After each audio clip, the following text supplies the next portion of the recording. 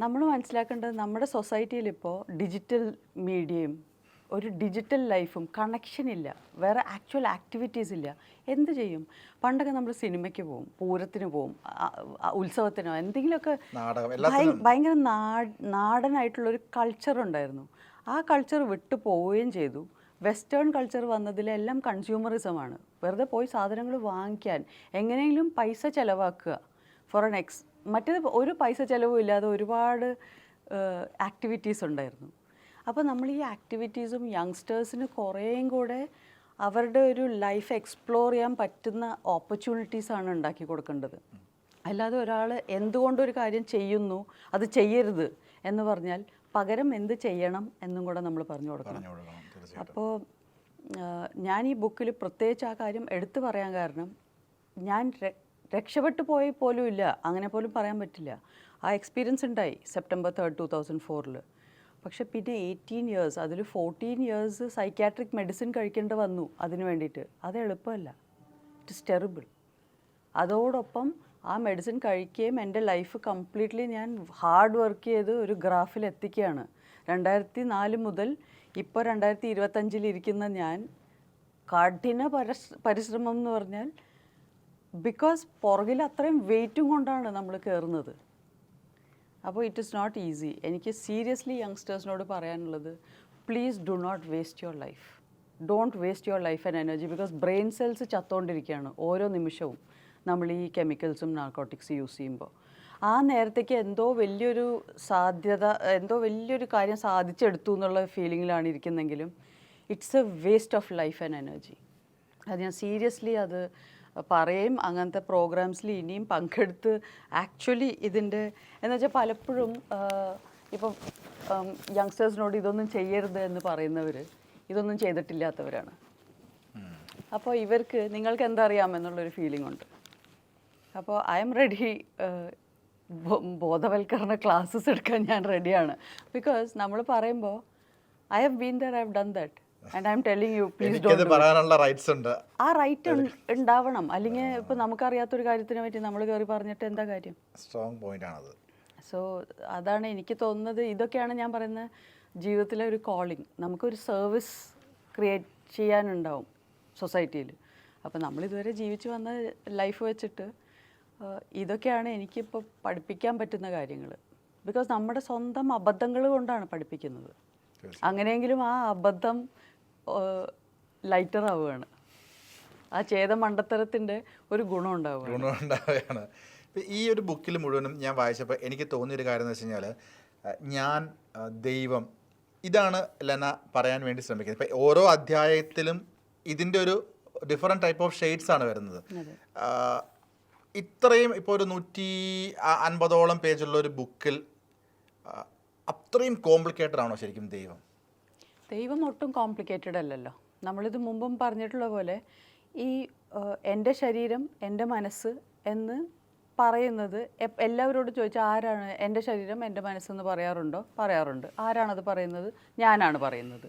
ഈ ഞാനപ്പോൾ ആരാണ് എന്ന് ചോദിച്ചാൽ കൺഫ്യൂഷനാവും. അപ്പോൾ കൺഫ്യൂഷനായി. അപ്പോൾ ആ കൺഫ്യൂഷൻ നമ്മൾ തീർക്കാൻ ചോദിക്കും, ശരി ഈ ഞാൻ എന്ന് പറയുന്നത് എന്താണ് എന്ന് ചോദിക്കുമ്പോഴും കൺഫ്യൂഷനായി. അവിടെയാണ് നമ്മൾ പറയുന്നത് ഇറ്റ് ഈസ് ലൈഫ്, ജീവനാണ്. ആ ജീവനാണെന്ന് പറയുമ്പോൾ ജീവൻ എന്താണെന്ന് ചോദിക്കാം. നമുക്കൊക്കെ ജീവനുണ്ടെങ്കിലും നമുക്ക് ജീവൻ എന്താണെന്ന് അറിയില്ല. ജീവനുണ്ടെന്ന് മാത്രം അറിയാവൂ. ആ ജീവനാണ് ഈ ശരീരം മനസ്സിനെ ചലിപ്പിച്ചുകൊണ്ടിരിക്കുന്നത്. അപ്പോൾ നമ്മൾ ചോദിക്കുകയാണ്, ഓക്കെ വാട്ട് ഈസ് ലൈഫ്? അപ്പോൾ ഇറ്റ് ഈസ് കോൺഷ്യസ് എനർജി എന്ന് പറഞ്ഞാൽ എല്ലാ എനർജിയും കോൺഷ്യസ് അല്ല. ഇവിടെ ബൾബ് കത്തിക്കുന്ന ഊർജം കോൺഷ്യസ് അല്ല, അത് നമ്മൾ വിരലിട്ട നമ്മളെയും കത്തിച്ചു കളയും. അപ്പോൾ conscious energy, purely conscious energy is life എന്ന് നമ്മൾ വയ്ക്കുകയാണെങ്കിൽ അതിനെയാണ് ദൈവം എന്ന് വിളിക്കുന്നതെന്നാണ് ഞാൻ പറയുന്നത്. ഇതെൻ്റെ കാഴ്ചപ്പാട്. അതിനി ദൈവം അതല്ല എന്ന് അവകാശപ്പെടണമെങ്കിൽ ഞാൻ തർക്കിക്കാൻ ആളല്ല.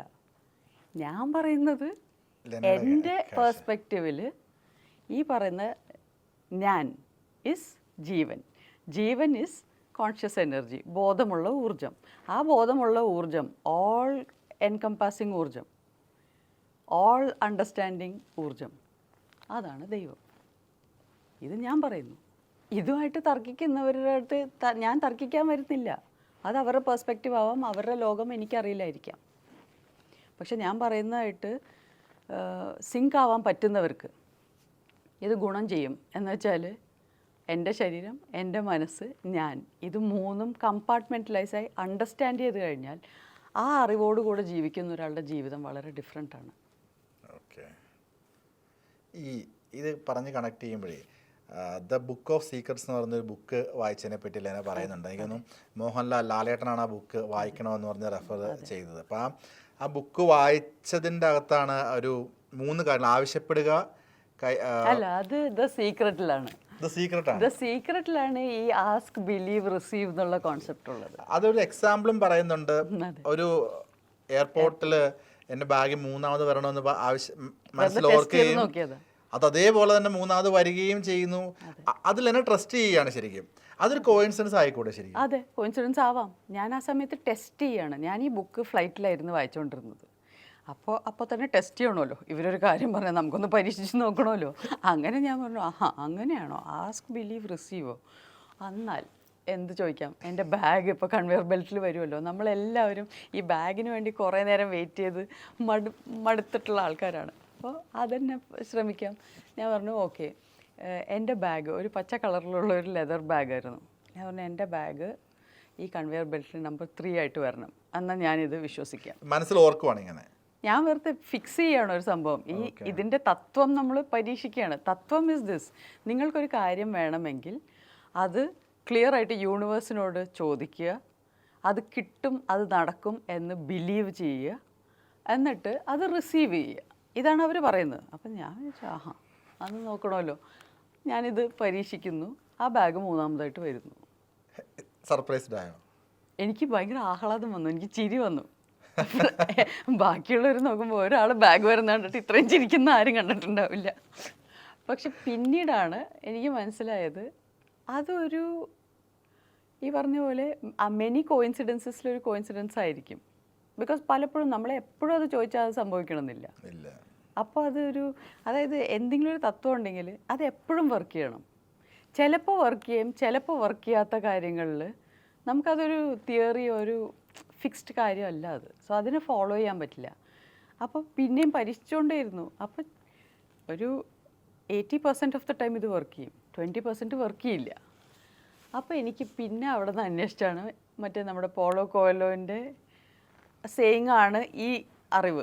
അതായത് എന്തെങ്കിലും വേണമെങ്കിൽ ആഗ്രഹിക്കുക, യൂണിവേഴ്സ് തരും. എനിക്ക് തോന്നുന്നു ആ അധ്യായത്തിന്റെ അടുത്ത അധ്യായത്തിൽ തുടക്കം ബിക്കോസ് ഞാൻ അത് ട്വിസ്റ്റ് ചെയ്തു. പോളോ കോയലോൻ്റെ ആ പറച്ചിലിന് ഞാൻ ട്വിസ്റ്റ് ചെയ്തു. ഞാൻ പറഞ്ഞത് നമ്മൾ ആഗ്രഹിക്കുന്നത് യൂണിവേഴ്സ് നമ്മളെ കൊണ്ട് ആഗ്രഹിപ്പിക്കുന്ന സാധനങ്ങളാണ്. അങ്ങനെ ആവുമ്പോൾ അത് 100% നടക്കും. വേറെ നമ്മളിത് പരീക്ഷിക്കാൻ വേണ്ടി നമുക്ക് ശരിക്കും ആഗ്രഹം ഇല്ലാത്തൊരു കാര്യത്തിന് വെറുതെ എനിക്കൊരു BMW കാർ വേണോ എന്ന് ചോദിച്ചാൽ എൻ്റെ ഉള്ളിൽ അങ്ങനെ ഒരു ആഗ്രഹമില്ല. പക്ഷെ വെറുതെ ചോദിച്ചാൽ ഞാൻ കിട്ടിയാൽ കുഴപ്പമില്ല എന്ന് പറയുന്ന പോലത്തെ ഒരു ആഗ്രഹമാണെങ്കിൽ ഒരു BMW ഒക്കെ ഉണ്ടായിരുന്നെങ്കിൽ എന്ന് ആലോചിക്കുന്ന ആൾക്കാരില്ലേ.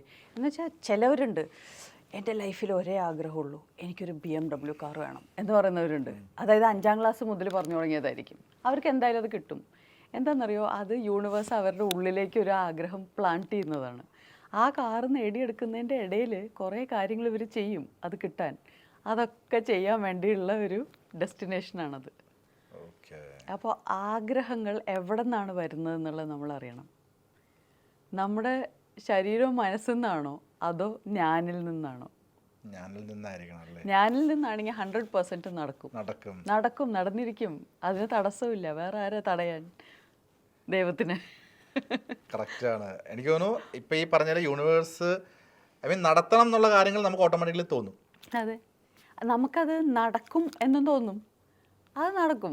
നമുക്ക് വെറുതെ ഒരു തോന്നല, എത്ര ഇമ്പോസിബിൾ ആയിട്ടുള്ള കാര്യമാണെങ്കിലും നമുക്ക് വെറുതെ അത് നടക്കും. അതെവിടെ നിന്നാണ് ആ ഒരു ധൈര്യം തോന്നുന്നത്? ബിക്കോസ് നമ്മുടെ ഇൻറ്റ്യൂഷനിൽ നമ്മൾ അറിയാണ് അത് നടക്കും. പല കാര്യങ്ങളും നമ്മൾ വെറുതെ ആഗ്രഹിച്ചിട്ട് ദൈവമേ നടന്നാൽ മതിയായിരുന്നു എന്ന് പറയുന്ന കാര്യങ്ങൾ യൂഷ്വലി നടക്കില്ല. ബിക്കോസ് അത് നമ്മുടെ ഏതോ ഒരു സ്വാർത്ഥതയ്ക്ക് വേണ്ടിയിട്ടോ എന്തോ ഒരു പൊങ്ങച്ചത്തിന് വേണ്ടിയിട്ടോ ആരെയോ താത്തി കാണിക്കാനോ എന്തോ റിവെഞ്ച് എടുക്കാനോ എന്തോ ഒരു നെഗറ്റിവിറ്റിയാണ്. എന്തോ പുറത്തുള്ള ഒരു കാര്യം നമ്മൾ മാനിപ്പുലേറ്റ് ചെയ്യാൻ നോക്കുമ്പോഴാണ് നമുക്ക് ഭയങ്കര സ്ട്രെസ്സായിരിക്കും. ഷോ അത് നടക്കുമോ അതെ കിട്ടിയില്ലെങ്കിൽ പ്രശ്നമാകും എന്നൊക്കെ പറഞ്ഞ് ഭയങ്കര ടെൻഷൻ അടിക്കുന്ന കാര്യങ്ങളൊക്കെ ആക്ച്വലി നമ്മുടെ ആഗ്രഹങ്ങളല്ല അത് നമ്മൾ വെറുതെ പുറമേ നിന്ന് എടുത്തു വെക്കുന്ന കുറേ ബാഗേജാണ്. ഇത് സംഭവിക്കണം എന്തോ വാശി പുറത്ത് ചെയ്യുന്ന പോലെ. ഇതിലൊരു വാശിയില്ല. ശരിക്കുള്ള ഒരു ഡിസയർ എന്ന് പറയുന്നത് ഉള്ളിൻ്റെ ഉള്ളിൽ തിളച്ചു വരുന്നു. നമ്മൾ അതിനനുസരിച്ച് തോന്നിപ്പിക്കുന്നതാണ് ശരിക്കും. തോന്നിപ്പിക്കുന്നതാണ്. മനസ്സിലായി. എന്നുവെച്ചാൽ ആരെ തോന്നിപ്പിക്കുന്നു എന്ന് നമ്മൾ ക്ലിയർ ആക്കണം. നമ്മൾ പറഞ്ഞു എൻ്റെ ശരീരം എൻ്റെ മനസ്സ് അത് പറയുന്നത് ഞാൻ. ആ ഞാൻ എന്താണെന്ന് നമ്മൾ എക്സ്പ്ലെയിൻ ചെയ്തു. ആ ഞാൻ എന്ന് പറയുന്ന ലൈഫ് മൈൻഡിനെ തോന്നിപ്പിക്കുമ്പോൾ, നമ്മുടെ ജീവ ഊർജം നമ്മുടെ മനസ്സിനെ തോന്നിപ്പിക്കുമ്പോൾ ദാറ്റ് യെസ് എനിക്കിത് വേണം.